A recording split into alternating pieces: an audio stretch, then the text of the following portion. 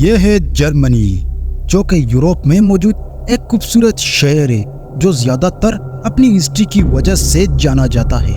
Germany Europe کی حفاظت اور سیکورٹی میں اہم کردار ادا کرنے والے کنٹریز میں سے ایک ہے۔ اس کی اسٹریٹجک پوزیشن اور اکنامک پاور نے اسے ایک اہمیت کا مرکز بنا دیا ہے، لیکن جب یہ دیکھا جائے کہ جرمنی کی ملٹری طاقت اور کیپیبلٹی کس حد تک کافی ہے، تو اس پر دنیا بھر میں یہ سوال اٹھ رہا ہے کہ کیا جرمنی ایک بڑی سی کانفلکٹ یا میجر وار میں لڑنے کے لیے پوری طرح سے تیار ہے، جیسے کہ ورلڈ وار 3 اور جرمنی روس اور یوکرین کی پہلی اور دوسری وار کے دوران کیا پلان بنا رہا تھا۔ آئیے جانتے ہیں ان سب سوالوں کے جواب جاسی ٹی وی کی اس ویڈیو میں۔ رشیا کی یوکرین پر حملے نے یورپ کو کافی سوچنے پہ مجبور کر دیا ہے۔ اس حملے نے یورپ کو یہ یقین دلایا کہ ان کے پاس ایک بیلیجرنٹ اور زیادہ پاورفل نیبر ہے جو بارڈر پر کھڑے ہونے کا خطرہ لے کر کھڑا ہے۔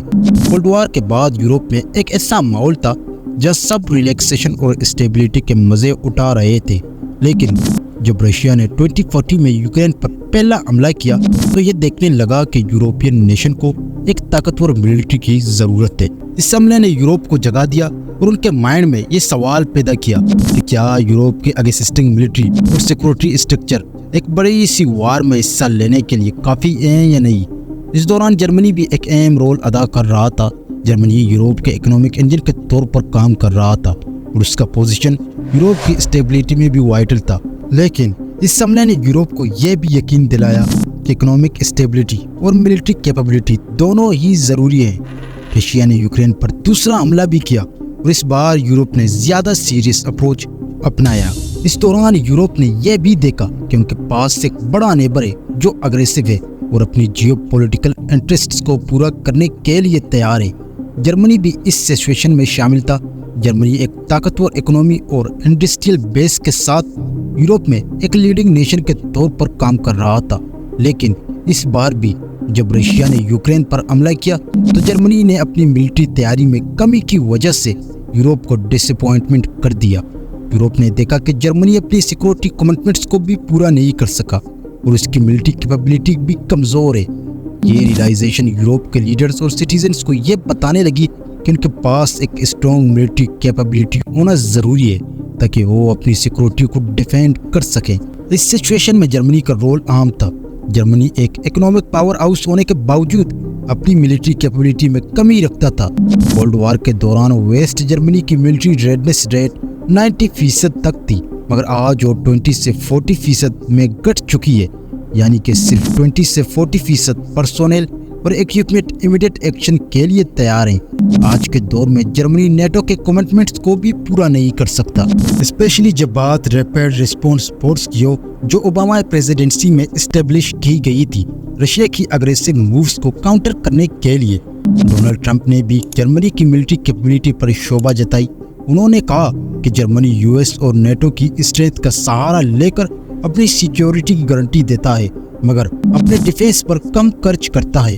اس دوران بھی جرمنی کی سب مرین سی میں نہیں جا سکتے تھے، صرف 4 یورو فائٹر کمبیٹ کے لیے تیار تھے اور جرمنی کی ٹینکس اور فائٹر جیٹس فلی آپریشنل نہیں تھے۔ جرمنی کے آرمی کے وہیکلز نیٹو کے کمبیٹ ریکوائرمنٹس کو میٹ نہیں کر سکتے تھے۔ اسی طرح جرمنی کے ٹروپس کے پاس body armour, night vision equipment اور کولڈ ویدر کلوتھنگ نہیں تھی۔ جرمنی اپنی پاسیفاسٹ پالیسیز اور اکنامک پرائیورٹیز کی وجہ سے اپنے ڈیفینس پر کم پیسے خرچ کرتا ہے۔ یہ پاسیفاسٹ اسٹریک جرمنی کی پالیسی میکرز کی طرف سے ہیں اور ان کا بلیف تھا کہ وہ سیکیورٹی اور اسٹیبلٹی کو اچیو کرنے کے لیے اپنے اکنامی کو سیکریفائس نہیں کرنا چاہتے۔ اس دوران جرمنی نے اپنی ملٹری انڈسٹریل کمپلیکس کو نظر انداز کیا۔ جرمنی نے اپنی ڈیفینس انڈسٹری کو ماڈرنائز نہیں کیا اور اس کا اثر اس کے ملٹری کیپیبلٹی پر تھا۔ جرمنی کی پبلک میں بھی ملٹری اسپینڈنگ کے لیے تھوڑا سا ایسیٹیشن سے، اسپیشلی ہسٹری کی وجہ سے۔ جرمنی کی سوسائٹی میں آج بھی ملٹری اسپینڈنگ کو لے کر ڈسکمفرٹ ہے اور اس کا بیک گراؤنڈ 20th سینچری کے وارز میں ہے۔ اس دوران جرمنی نے کچھ لیجسلیٹو ایفرٹس کی ٹو انکریز ملٹری اسپینڈنگ، لیکن وہ بھی سکسیسفل نہیں ہوا۔ اسی بیچ 2019 میں جرمنی نے نیٹو کے آئی ریڈنس جوائنٹ ٹاسک فورس کو لیڈ کیا जो क्विकली डिप्लॉय होती हैं ईस्टर्न यूरोप में। लेकिन लीक डॉक्यूमेंट्स ने दिखाया कि जर्मनी के पास टैंक्स, व्हीकल्स और एयरक्राफ्ट फुली ऑपरेशनल नहीं थे। जर्मनी के एयरफोर्स भी तैयारी में कमी रखती हैं और पार्टनर्स कंट्री की मदद की ज़रूरत होती है कि उनका एयर पावर स्काइस में आ सके। जर्मनी की नेवल तैयारी भी वीक है, सिर्फ 30% के करीब शिप्स फुली ऑपरेशनल हैं। इस सिचुएशन में यूरोप की सिक्योरिटी सिचुएशन क्रिटिकल थी। रशिया की अग्रेसिव मूव्स और चैलेंजेस की वजह से जर्मनी के चांसलर ओलाफ शोल्ज ने अनाउंस किया कि वो जर्मनी की मिलिट्री कैपेबिलिटी को इंक्रीज करेंगे और डिफेंस स्पेंडिंग को $104 बिलियन इंक्रीज करेंगे। लेकिन अब भी शिकायत है कि इस पैसे के आधे से ज़्यादा हिस्से को असल में मिलिट्री के लिए इस्तेमाल नहीं किया जाएगा। जर्मनी की बोल्ड रिआर्ममेंट प्लान्स पर भी डाउट है और यह कहना भी मुश्किल है कि यूरोप की स्टेबिलिटी और सिक्योरिटी के लिए जर्मनी अपनी मिलिट्री कैपेबिलिटी को इम्प्रूव करेगा या नहीं। यूरोप में सिक्योरिटी के लिए अहम रोल अदा करने वाले गारंटर्स में से एक जर्मनी है, लेकिन उसकी मिलिट्री कैपेबिलिटी और रेडनेस में कमी ने उसे एक चैलेंजिंग सिचुएशन में डाल दिया है। कोल्ड वॉर के दौरान वेस्ट जर्मनी मिलिट्री तैयारी में कमी नहीं थी, लेकिन आज जर्मनी नेटो के कमिटमेंट्स को भी पूरा नहीं कर सकती। उसकी मिलिट्री तैयारी 20 से 40% के बीच है, जो काफ़ी कमज़ोर है। जर्मनी की पासिफास्ट पॉलिसीज़ और इकोनॉमिक प्रायोरिटीज़ ने उसके डिफेंस और मिलिट्री कैपेबिलिटी पर असर डाला है।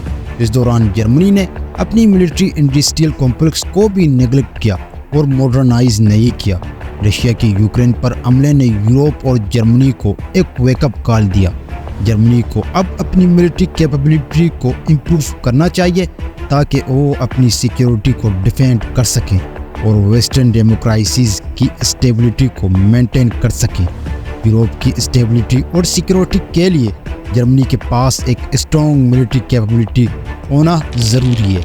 अगर आपको आज की हमारी वीडियो पसंद आई है तो इसे लाइक, चैनल को सब्सक्राइब करना मत भूलिए।